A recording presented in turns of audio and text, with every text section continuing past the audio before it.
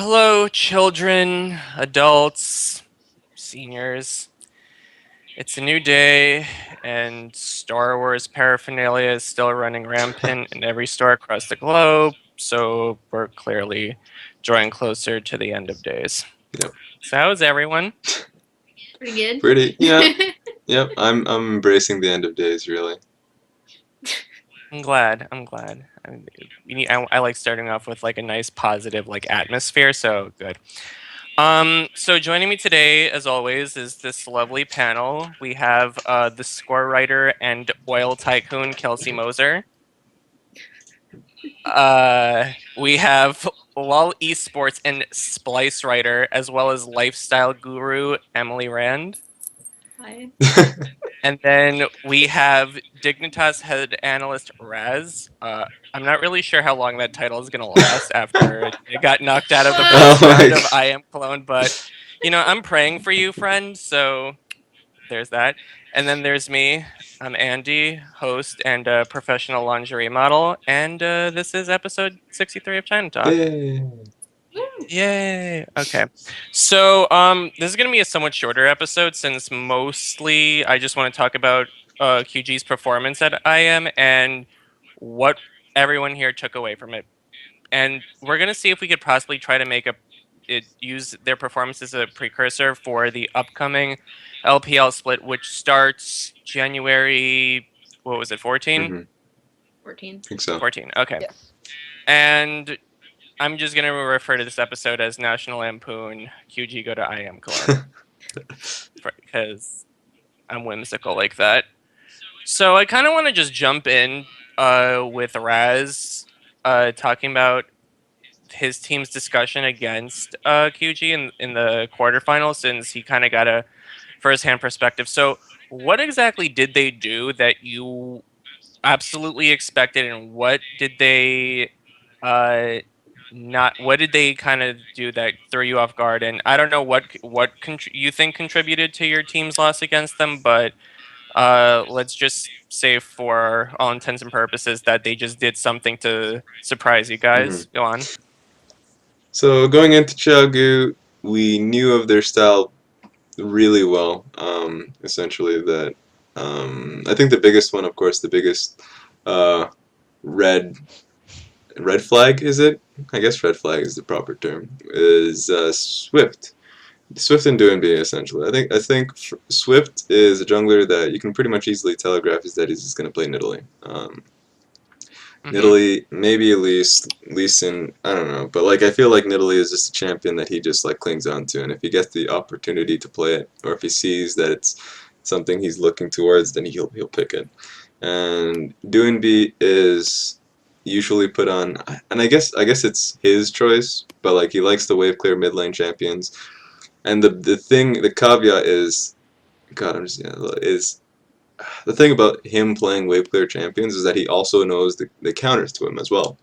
And of course, everybody knows the counters, but he's extremely willing to play the counters into it, and that extends to like LeBlanc or Cassidon, etc.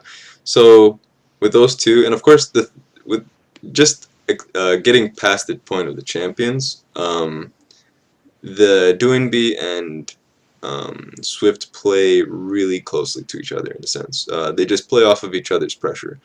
And so while bot lane, TNT and TCT just kind of are left to their own devices, I feel like majority of the early game, not even just the early game, but just Xiao just plays like it's Doinby and um, Doinby and Swift playing off of each other. And it used to be it used to be the bot lane as well. When they used to play like just basically wave clear champions like Sivir, so they can really just rotate off of their weight, like off their pushes, or they can facilitate like Swift's invades, or if he wants to pressure something in general. But yeah, so that was the main pressure point, and the big one of course is that V is put to his own devices in a sense. So I don't want to call him. I feel like a poor term is like calling him Dyrus, but because he's not at all. but just he's left to his own, and if he gets a gank, that's well and all that works for him, and he can use it. But the game, early game, mid game, they don't play towards him. So yeah, that was the knowledge going into it, or at least just the very like the gist of it.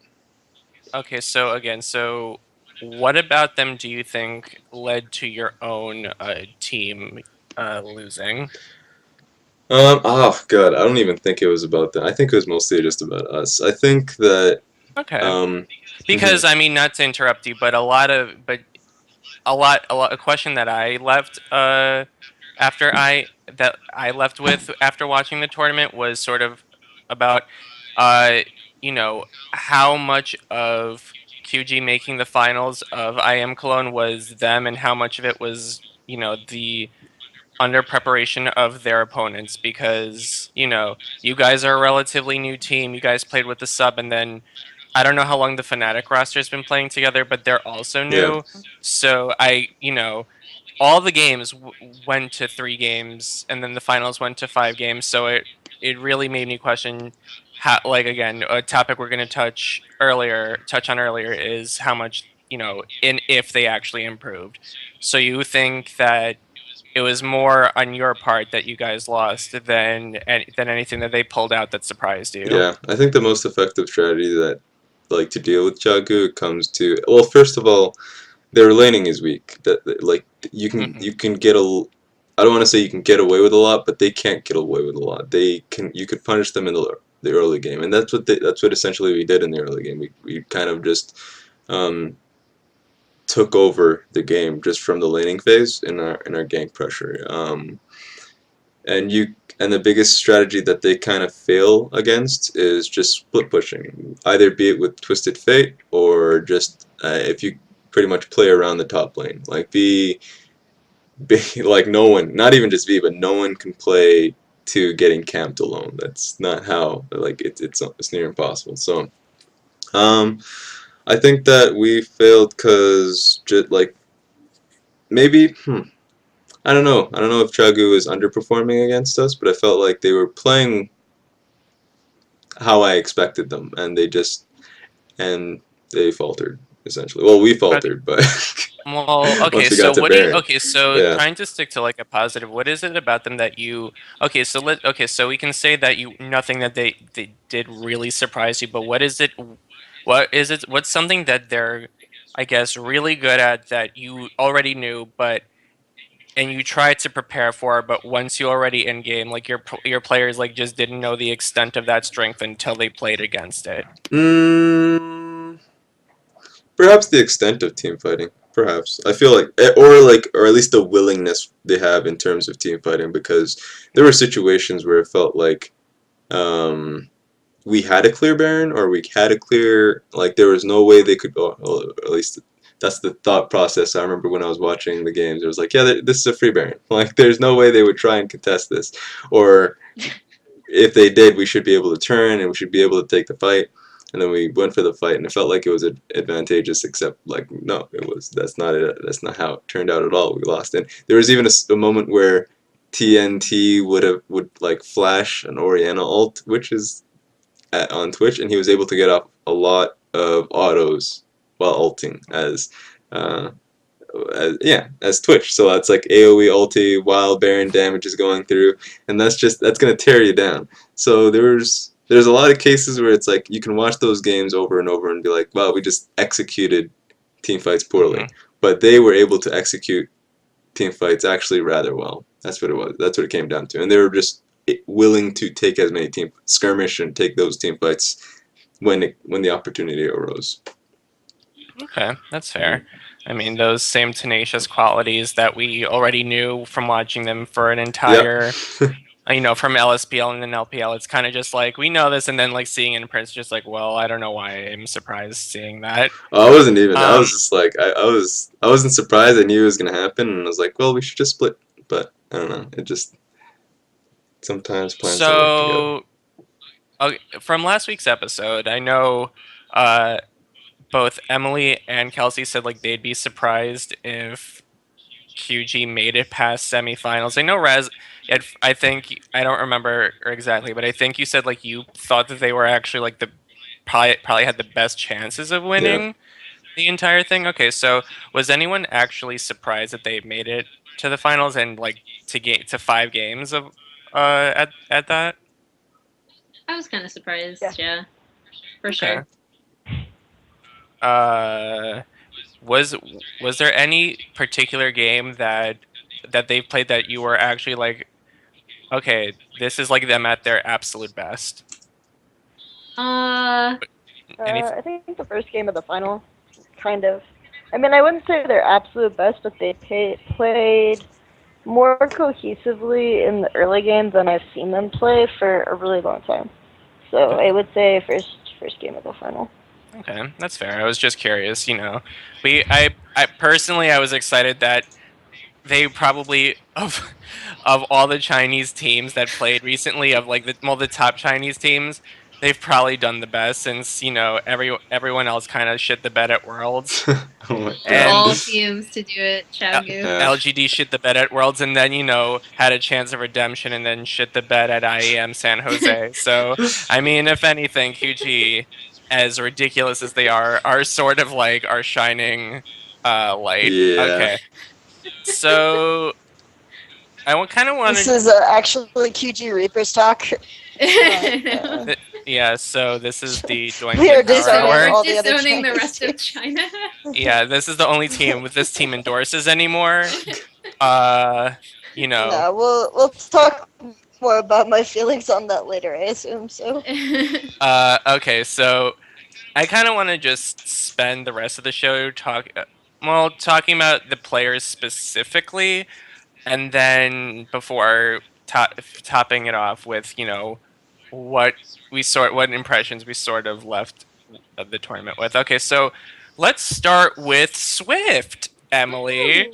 Hi, Andy. Hi. So a little bird told me that you love jungle pathing, and you actually, if I recall correctly, just released an article on Swift. Ah. I did. Whoa. And I also, like, more, I guess, of my interest, I charted a bunch of his early pathing from this tournament. I So like Swift's groupie. Like, not even actually. Like, it's kind of funny because I think looking at his early pathing now, like specifically for this tournament, you really see the best and the worst of Swift. Mm. And it's kind of something we've talked about with when speaking of Qiao, how he'll sometimes have those games where he just like does nothing and farms. Oh god. And Swift has a tendency to do that. So it's interesting that he's earned such a reputation for being like a really super aggressive jungler, because he's only aggressive early, like about half the time. And then the other times he has these games where he's just power farming and he ignores all of his lanes. And Qiao already isn't a laning team, so it's just, not fun to watch in the early game. And he even had a couple of those games, like, I was super impressed with the way Kyria took advantage of that in your first game against Qiao Raz. I thought that was great.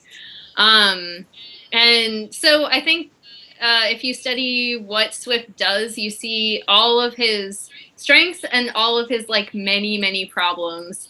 And one of the huge problems you won't see actually from his pathing is the fact that he just makes, where his aggression comes from is usually like mid game, like late early game, like going into mid game, and he'll just make these really awful decisions to go in, like, or like try to 1v1 someone randomly when he really shouldn't be. That happened a couple times in some of these games. And I guess going back and looking at when he was in Korea and then looking at LSPL in Korea, he was known for that. The reason why he was picked up by CJ Entis from Zenix was because he and Coco had this really good synergy where he would go mid and Coco would get head, and that's kind of how that team worked. Okay, well, as much as I love history, this could actually go on for a while, so skip forward. Basically, he used to be a mid-focused jungler, and now he either power farms or we saw him go shift a lot to the top lane. And I know Kelsey has a ton of stuff to say about I think. Well, before we get to V, I kind of just want to ask. We haven't seen Qiao play in a while. The last we saw them was when they failed to get the last seed, the last 2 seeds to go to Worlds. So it's been several months now. Did you notice anything even like remotely different about Swift's jungling? At IEM Cologne, anything, not just pathing, I don't want to say champion pool because he did play No. Kindred, but I mean, Kindred seems like a champion that he'd play. So basically, he kind of came in, it's just like everything you expected, nothing at all has changed. I think yeah, pretty much. Like the one thing I'd say that if Qiao can look at Swift's performance and take away is that they do a lot better when he is aggressive early, when he actually is paying attention to lanes. And I think that's something that they really should look at as a takeaway from this and be like, hey, what happens if you pay attention to lanes and don't take all the kills? Like that might be kind of a good idea going forward. There'll be times where and it's usually on Greg's games, I think, where he kind of just sits back and farms, and it comes down to where his pressure will be based solely on counter ganking. So like if he'll just like basically just farm up, see if he can get to like level 6 or something, and ward. And his wards will just be to protect the lanes. So if anything does come up, like if he does see any activity, he'll just camp out the area, like to see if he can get a decent counter gank. And if nothing happens, well, guess what? Hey man, more time to farm. Like that's his playstyle. Yeah. So it's like that's something going into oh god, it was Cologne, right? God, all these IEMs just blend together. Well, yeah, so going into Cologne, we were also aware about. So it's just basically he's going to be aggressive if he has the proper 2v2, but otherwise he's going to just ward out and counter gank. So it was one of those situations where you have to be a little bit wary going in. So I kind of wanted to go into what his strengths and weaknesses are, but I feel like that's at this point we've already been stated. Like, okay, yes, he's obviously very mechanically strong and he's very early game oriented. He's he likes to get those kills, but what is like a glaring weakness that you think he absolutely needs to fix if you had to pick one in order to really help this style that Qiao really like playing? Stop taking kills. Stop trying to 1v1 the enemy jungler when you shouldn't. Or 1v1 anyone when you shouldn't. Pretty much That's dumb. could come down to just like attitude, selfishness. It's a tough word to put out there because it's already really strong. I already regret saying selfishness, but basically that team has all the players TNT and V. Like TNT, V, Q, and B. Like V honestly doesn't get as much pressure as he should. And that's what it comes down to. Like V becomes a target. Like you've seen, like when we played against him, he's a target, and he's not a target because he's a bad player. But like if you legitimately just give him pressure, like kills, or like even if you just gank him and take the kills, just give him the assists, fine. Just like I'm alright with that. But I think he needs a little bit more love. But that's just life apparently. I think he just needs to be a lot more active on the top side of the map is what it comes down to. Speaking of V, so we could kind of like move from Swift to our next player. Mm-hmm. Do you think that if given more resources, V could actually step up to be a top laner? Kelsey? So the thing about V that's really interesting is that people who only watch the LPL sort of think of V as this guy who only played Hecarim and only played Maokai, and he played was Lulu too. Behind. He played Lulu, to be honest, like twice. Like straight up, he didn't really play Lulu that much. Like 50%, more than 50% of his games were Hecarim or Maokai. But this is something that people will think about him with as someone who doesn't really have a lot of pressure, or he just plays as one champion. And as Raz said, he was ignored a lot in LPL. But if you watch their LSPL games or how they used to play, V actually had the highest KDA and some of like the most kills of the team. Mm-hmm. And he got more attention and more jungle pressure, and he played a much wider pool of champions. What I thought was really interesting is probably his best champion in LSPL was a champion that he didn't really play even until playoffs, which was Gnar. Yeah. And yeah, he had a ridiculous. He had like an over 12 KDAR Gnar after playing it like 8 games or whatever in the LSPL, and his Gnar flanks were just super good. And he also played like Kassadin. He played Lissandra. This was something that people brought up actually, was that they didn't think that he was a Lissandra player, but he has played Lissandra in the past. And of course, LSPL, the pool of top laners that you play against isn't that strong. So that is a good transition into the future. Yeah. Which is that style for them wasn't working as well in LPL, and Swift became a much more inconsistent jungler. I think the communication aspect between Swift and between Korean junglers, because we see this a lot in LPL, is there will be games where Dandy has great games. There will be games where Qiao has great games. There will be games where Spirit has great games. And I feel like those are the games that people watch and they're hyping up these Korean junglers like, oh my god, they're so good, right? Still, but then if you watch every single game they play, I'm just like, this guy's literally doing nothing. Yeah. Like, probably Yeah. more than 50% of the time. And I think it's like, it's not going to be this player suddenly decides to do nothing. It's just, it's hard to convey like where the pressure should be, what the pathing should be for these Korean junglers until they learn Chinese. And so I think in IEM, it may have been that they were unused to playing in a competitive environment together, because I feel like their cohesion as a team is just something that got better throughout the weekend. And they did say we weren't really practiced going into this tournament. So Right. having some practice, playing some competitive matches, ironed out the kinks, Mhm. and they were playing much more to V's side of the map. Honestly, of the lanes that I would put more pressure on, I wouldn't do mid. I wouldn't do bot. Like, I think TNT is a great player, but I think that the way that lane works, and it's not just TCT, I blame TCT a lot, but they make too many laning mistakes that any lead you give them, they're just going to throw away.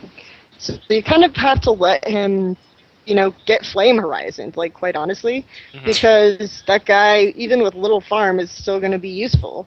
Whereas V, I think it needs to be more of a carry player, because he's not suited to tanks. Like, he's not like a super good tank player unless he has a lead. Mhm. I don't think, as much as he played Maokai, I didn't like his Maokai. I've liked his Fiora, I've liked his Aurelia, I've liked his Gnar, I've liked his, Mhm. whatever Kassadin stuff that he's played much better. And I think that he has a little bit of a Flandra syndrome.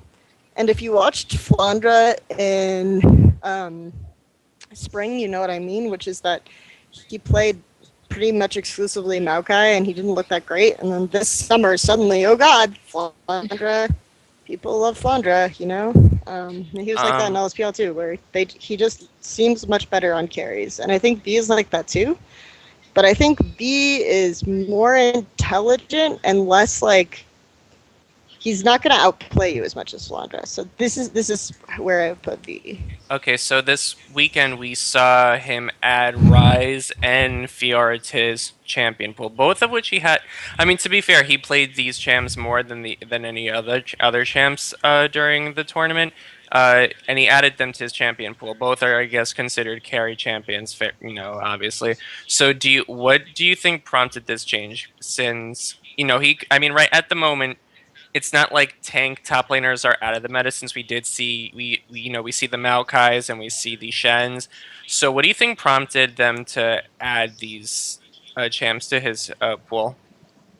And do you think that this kind of like backs up your point that he's more successful to be allowed to play carry champions? If I'm honest, I felt a little bit like QG to prepare for this tournament. They studied Worlds VODs, which is super awkward to say, Mm-hmm. but that's It how they kinda were was playing. like that. It's like if they had drafted like this at the regional qualifier, they probably would have gone to Worlds, like straight up. Yeah, Mm-hmm. pretty much. But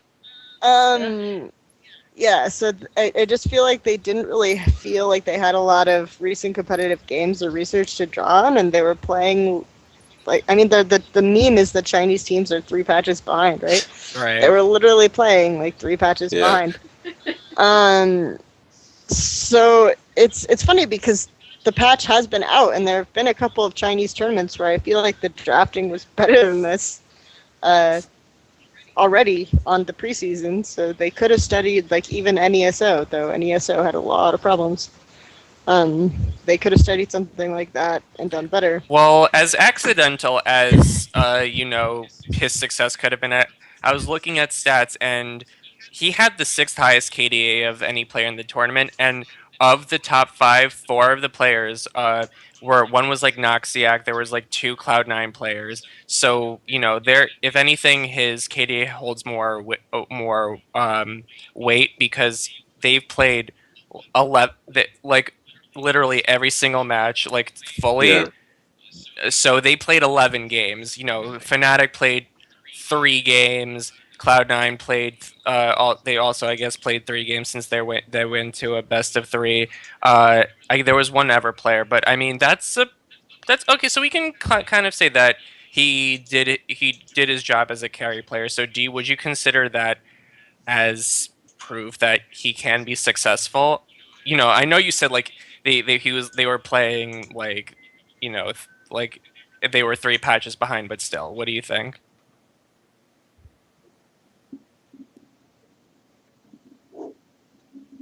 You mean, do you think that he can be a successful carry player? Yeah, I mean, you don't have to use the. You don't have. Just Go on. I think one of their big problems is that they didn't really necessarily play towards the split pushing that they should have played towards. With the Fiora, I think his Fiora teamfighting was pretty decent.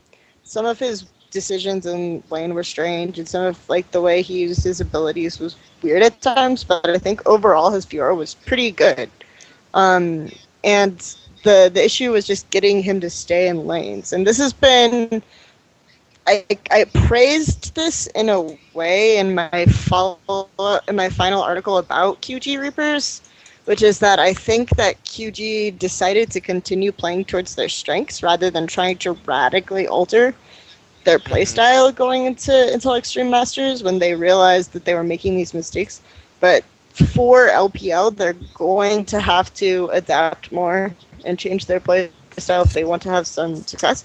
But they just were very fixated still on the team fighting when they had these split push picks where they could have covered more What of would the map. you? And I actually, weirdly enough, think that one of the best games, and I'm not just saying this because it's Raz, but I think one of the best games where they played, one of the best strategies to play against QG was actually done by Dignitas, because they were just good at keeping the lanes pushed out and going to different parts of the map where QG weren't. I feel like even Ever didn't do it as well. I think Ever kind of met QG on their turf and took advantage of the fact that QG were going to be over aggressive and just brought a lot of tools to turn fights and things like that. So I think that was a good strategy that Ever executed, but that won't always be as effective as exerting pressure on different parts of the map, because QG, I feel like they have, as weird as it is to say this about a mixed language team, since we said that their communication wasn't that great, I think that they kind of have to be together to be effective at times. It's like they have hive mind syndrome or something like that. It's like V doesn't want to be separated from the team. Like there were times where I watched him on the mini map and he would be split pushing, and it's like he'd start walking away from the lane and someone told him to go back or something, so he'd go back and split push, and it was like he didn't want to be a split pusher. He wanted to be involved in the fights. He wanted to be with the rest of the team. He wanted to feel included. It's almost like V as a player feels completely detached from the rest. It's weird because it's like you have these duos, right? You have Doinb and Swift, and then you have TCT and TNT, and V's kind of alone, just there. And he's actually expressed that he feels like he's trying to be a team player, but he is being ignored by his team a lot. He's actually coming out and expressed this. So it's weird to say that you can kind of see it in his playstyle. Yeah. And for me, going forward, something for QG to consider would be for Swift to play towards his solo lanes and not necessarily to play towards himself as much. So okay, so from what you've seen of QG, this is like for everyone. From this tournament, is there anything that you saw that they definitely improved on since we last saw them? Hmm. Hmm. Okay. In my opinion, I don't think so. I don't know. I don't think so. I guess the most like even when I say that, like even if I was about to say perhaps drafting, but that's something that is ever like a problem for them because it's all relative really. It's like okay, well their drafting is better, but it's still not up to like the current patch. And in their own play, they still play to the same style. They're just the same team with less practice, I think. So I think with like more practice, maybe they can play to like maybe they can better like strengthen themselves and like maybe take away certain weaknesses. But that wasn't shown in this tournament. Okay, so is the general consensus among you three that this is basically the same team that like we left them for a few months and then they came back and like they played a few slightly different champs, but essentially this was just the same team? I think they did the one change, and it's only like a slight one, and it only happened in about like half the games. But they did play towards the top side of the map a bit more, and that could just be the Kelsey's point where they studied World's VODs, and then they were like, "Oh, we need to have carry top laners now." But I think that would be again something that they should look at going forward into the season. But other than that, I mean, we saw a lot of the same problems. Like they don't know how to execute split push. They have trouble in lane swaps. They have trouble in the early game, and then they come back. They're team fighting. Okay, so I'm glad you actually said looking forward to the upcoming LPL Swiss, since that's sort of like the last topic that I wanted us to transition to, which is what our general impressions were from this tournament and how we can what we see going forward. So last split they kind of this sentiment has been expressed before where they don't make that much sense on paper. They shouldn't be doing as well as they are. This team was second for like the entirety of last split, their first split in the LPL, and then they just barely like didn't make it to Worlds. They lost out to to IG, which can just one morning wakes up and is just completely special needs, and then like some days they wake up and they're just like, let's be one of the best teams in the world. It's like hey guys, So it's like, hey guys, so we're gonna win. there's something special in my coffee today, guys. Hey. Yeah, like Mafa was just like putting Adderall in their IG coffee. are never good. It's all a lie. Let's be honest. It's just an IG optical are never illusion. good. It's They're not. faking it like they faked the moon landing. Oh god, They IG. didn't actually beat QG in the regional qualifier. It's just that that's how it displayed on our screen because It was smoke and mirrors. that's what Wong Sikong paid for us to see on our screen. Oh my god. Unfortunately, he was unable to bribe the tournament organizers in Paris in the same way. So unfortunately, Oh, he's acquiring resources to pay the next World's group stage tournament organizers off. Obviously. I mean, you're saying all these things like you're not gonna go to China, and I personally don't want to see you beheaded. But you know what? That's your call. You're a grown girl. You're grown. Okay, so Everyone knows I don't actually think that, because if I did actually think that, then maybe IG would actually win games consistently. nice save. There we go. Okay, so going forward into LPL this next split, and I know it's kind of hard to say since we don't know the rosters fully. I mean, you sort of know like from what you heard, but anything could happen basically. I think I know all but like 4 of them, so yeah. Okay, so based on how they're playing now, do you see them being as successful in an upcoming split as they were before? teams I'm optimistic about in LPL have nothing to do with necessarily their current form or Mhm. how I think they can do based on their play style or So whatever. what It is has so more what to is do with whether or not I have faith in their infrastructure. And I think that QG, from my understanding, is that they are acquired by Newbie now, and Oh. they aren't changing the roster. They're able to retain the roster, but they're going to invest more in infrastructural things.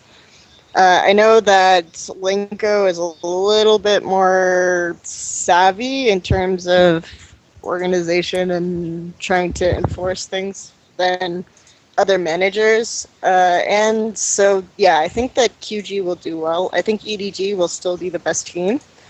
I think QG and Snake can do okay, and the rest is just going to be more lies. I'm just And letting you know now, every time that you say you have faith in Snake, Snake fails you, so I think you should just stop jinxing them.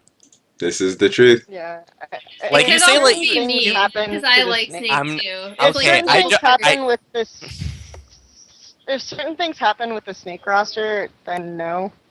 I'm just. Also, if they don't get a pick band coach, then no. So probably no. I'm just. Probably. Probably I only care about EDG and QG Yeah, because I'm this just coming saying, year. like Yeah. the pattern seems to be. I think Snake could be the best team at Worlds. Snake doesn't make it to Worlds. I think Snake can take this tournament. They don't take this tournament. Okay, they'll definitely take the next one. They don't do that. So let's just start picking teams that we don't like to do well. And since no one's luck here is like any I good. don't necessarily like Snake, okay? I just think that they have like enough infrastructure to be semi-consistent and to Okay, improve.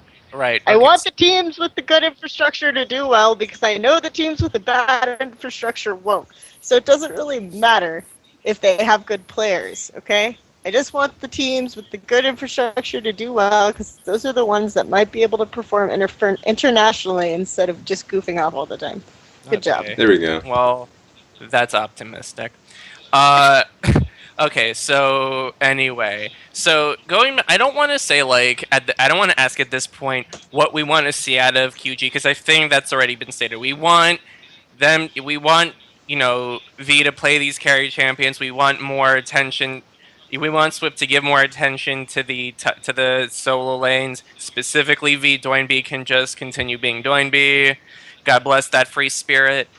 Um, you know, and for Swift to stop being, greedy with the Idiot. kill, yeah, and then just like jumping into like into team fight thinking he's Thor when in reality he's Black Widow.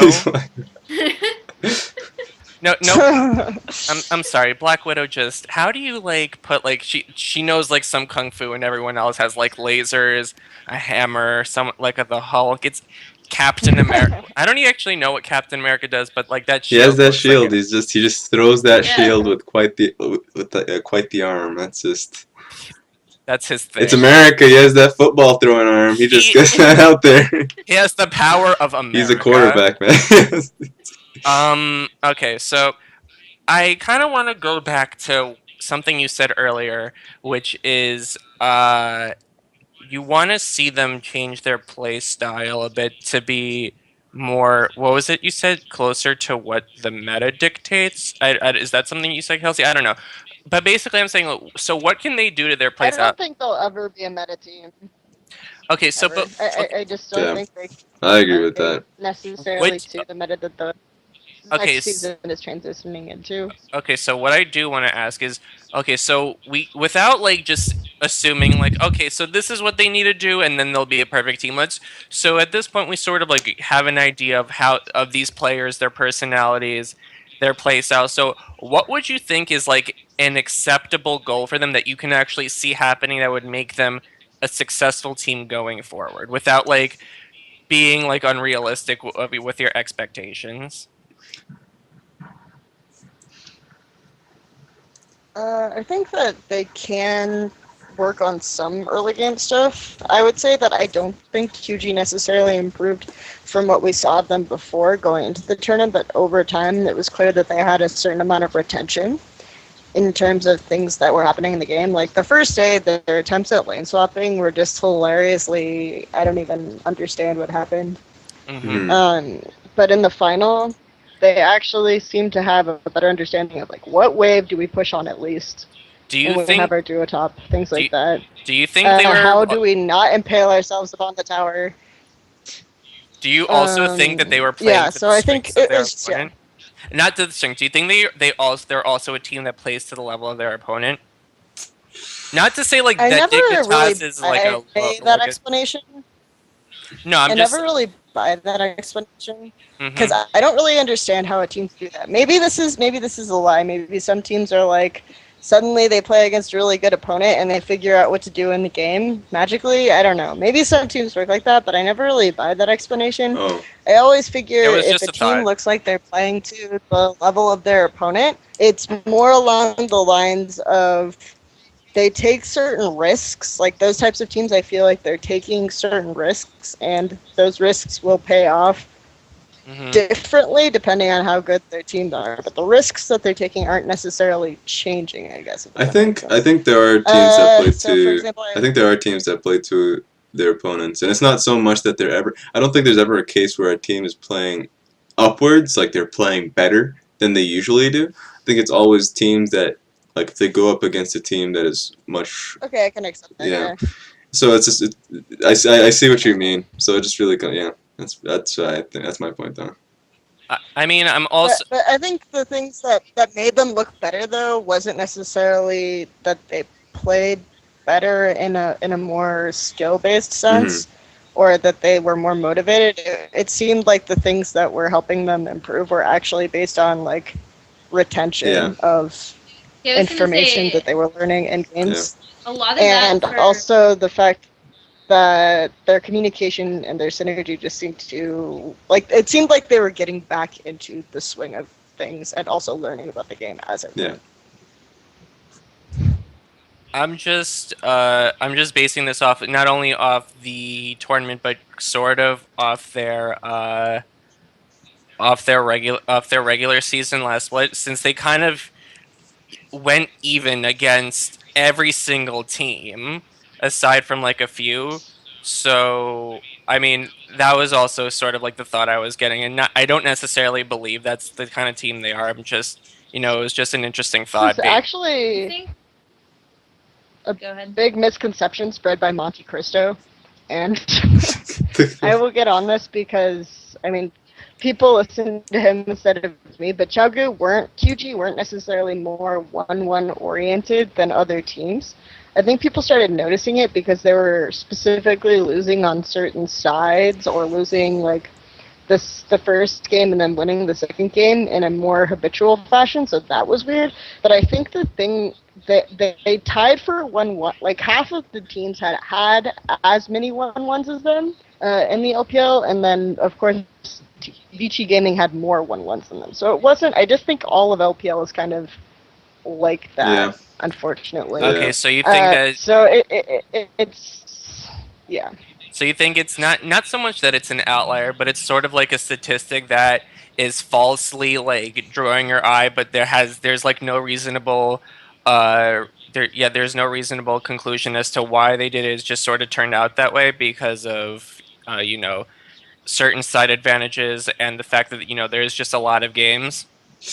I also think There are a I lot will of say I also factors. this. think it's just I want Emily to the talk. One at a culture of time. LPL is very risk oriented. Hmm. Hmm. Sorry. I just think that I'm just gonna say really quickly, I just think again the LPL culture is much more risk oriented because Hmm.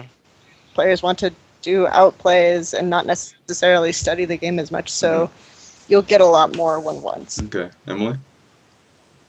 Oh, I was just gonna say, I think one thing that you can say specifically about Qiao is that they're willing to try a lot of things, Oh and my to the God, point Emily, of careful with that. The oh my last God. time you said they're very willing to The try a E lot of word. All right, a I'm lot not of gonna things. say it. I'm gonna use this tournament as an example. What I'm Okay. trying to say is that Qiao, they are willing to learn. It Okay. Are they? sometimes takes them a while, yes, but I think you saw them gradually. The reason why, like, people are saying that they're playing to the level of their opponents or whatever. I don't actually think that. I think it's just that over the tournament, they looked at what other teams were doing and they were like, oh, okay, this might be a good thing to do instead of what we're doing right now.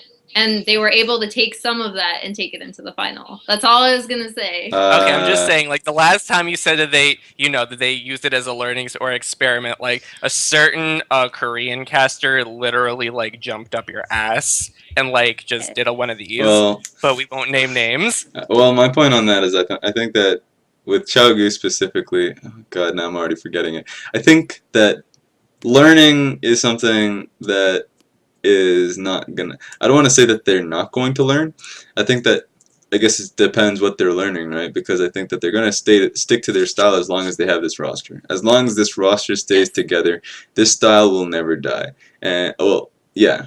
Do you see any reason for them? Like, because most teams, I don't know. Is that fair to say most teams are having at least some kind of roster change? So I think they're among the few that the roster's staying the same. Do you think there's any reason for them to change their roster at all? I guess not. I feel like they should. They should see the reason. I think the biggest reason it just comes down to that Swift is shaping their team, and I don't know if that's a good thing or a bad thing. Like I think it's probably a good thing because they can keep like the synergy between him and Doinb is actually really solid, and that if you like Doinb playing around a jungler is really good. I think that like it allows him to do so much more. You can see that him like it's one example is just literally him playing any champion he wants, and he can do that because like when I say any champion he wants, not to really like compliment himself. Like he's like, oh, I'm just gonna play an assassin, and my team's gonna play around me. No, he's gonna play the best for the team, and well for Swift, and they can just kind of like play off of each other. And I think that's really nice. And if you change that aspect, maybe, and I don't think it'll be really hard to find it being a better change. I don't know if that's not the English language. I mean, to me, I said this on one previous player. Okay. Go ahead. Go ahead. I just want to I know you're gonna get into your rant, but I just wanted to say I think the one player they could probably change without it affecting the team chemistry too much in game is TCT, but outside of game there's an obvious there's a reason TNT wanted him there, and so there's a lot to be said about that kind of environment setting. Yeah. So it's like you can look at it cosmetically and say we should replace TCT, but we don't really know the out of game impact also. Because the reason I ask is we talked about this before, how they are possibly a team that might have already hit their ceiling, and they sort of have like the problem that Cloud9 had, where it's like you don't really know who to replace without like it harming the team first more than the team before they get better. Yeah. So it's kind of one of those dilemmas, I think. Do you guys agree? Yeah, that's actually exactly what I was going to say. Like I said that before this tournament, but it's such an oddly, delicately balanced team that replacing a part is going to, no other team can play like this, but it works for what they do. Yeah, and there is an obvious skill ceiling. I don't think they've hit it because they don't know how to draft properly. But I think that if you try to mess with their balance right now, it's not going to work. The whole team is just going to fall apart. Go on. I also think that this is the kind of team where even if they do hit their ceiling, they have a lot of room for sideways growing, if that makes sense. Because they have been able to change their playstyle in the past, and they have been able to find ways to work around the meta also in the past, and to not necessarily improve, but play differently. So I think that they're never going to be a team that's good at laning necessarily, but they can find new ways, and they have found new ways to compensate for that. Okay.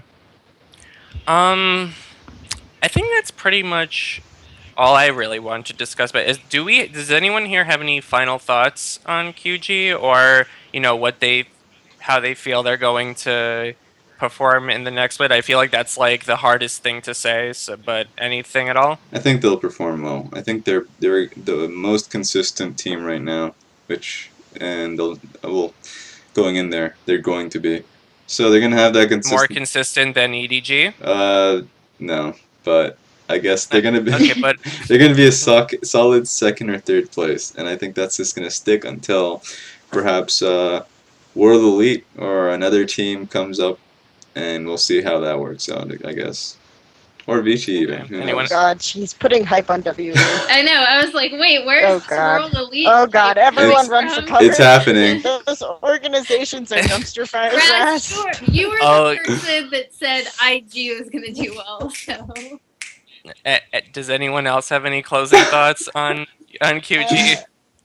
Yes, I do. Okay. I think the one thing I want to say is that something I'm not saying is that QG performed necessarily so much better than the other Chinese teams internationally. I think they got into a situation where they faced the first week, the first day they faced a team that necessarily wasn't going to be that tough of an opponent. Sorry, Raz. That's right. But that team, Dignitas, first of all, new roster. They were playing with different support, and QG kind of had an ability to ease into the tournament. Whereas I feel like most of the other teams at Worlds just hit a brick wall instantly, where they realized our style isn't going to work. What are we going to do? Whereas QG kind of were able to have a little bit of a mental breather before they got into some of the hard stuff. LGD mentally at San Jose, I think, was just a mess still anyway. So that's I'm But I do think the thing though to say is that QG showed an ability to learn, and they stuck to their style, which was a big difference between them and Edward Gaming at Worlds.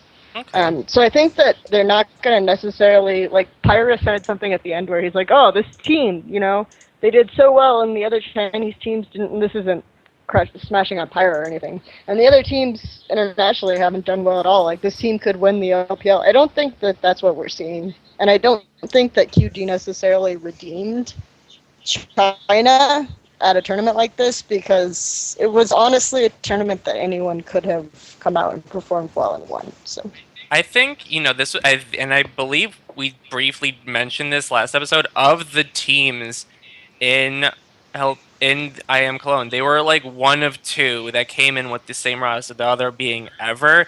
Everyone else pretty much came in with a relatively fresh roster.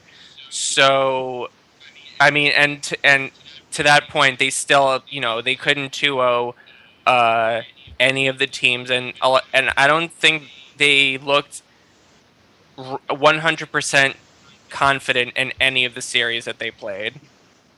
So, I mean, I think that's worth saying to back up your own point. That again, they made it, that what we mentioned earlier, where one of the reasons we could say that they made it as far as they did wasn't so much on their own play, but on everyone else's play. We don't know how long.